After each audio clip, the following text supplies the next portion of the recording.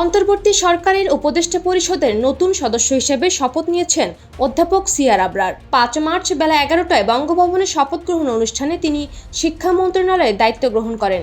এতদিন এই মন্ত্রণালয়ের দায়িত্বে ছিলেন অধ্যাপক ওয়াহিদ উদ্দিন মাহমুদ। এখন তিনি শুধু পরিকল্পনা মন্ত্রণালয়ের দায়িত্বে থাকবেন।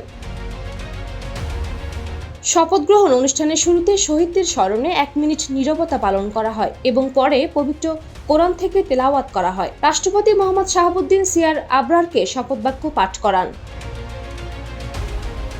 অধ্যাপক সিআর আবরার ঢাকা বিশ্ববিদ্যালয় এবং যুক্তরাজ্যের সাসেক্স বিশ্ববিদ্যালয়ে পড়াশোনা করেছেন।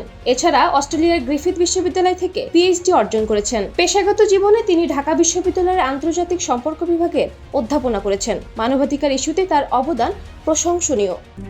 RICL TMX, যুগের পর যুগ স্থাপনা থাকে মজবুত। বিশেষ করে রোহিঙ্গা সংকট এবং বাংলাদেশের পাকিস্তানি নাগরিকদের নিয়ে তার কাজ সবার কাছে পরিচিত। তিনি চীন ও যুক্তরাষ্ট্রের মতো দেশের নীতি এবং অবস্থানকে কঠোরভাবে সমালোচনা করেছেন।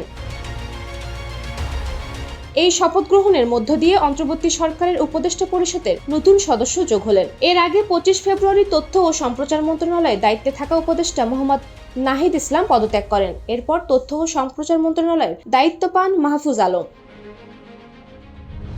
ছাত্র জনতার অভ্যুত্থানের মুখে গত বছরের ৫ আগস্ট শেখ হাসিনা সরকারের পতনের পর ৮ আগস্ট ডক্টর ইউনূসকে প্রধান উপদেষ্টা করে অন্তর্বর্তী সরকার গঠিত হয়। এরপর কয়েক দফায় নতুন কয়েকজন উপদেষ্টা নিয়োগ দেওয়া হয়। প্রধান উপদেষ্টা সহ অন্তর্বর্তী সরকারের উপদেষ্টা ছিলেন মোট ২২ জন।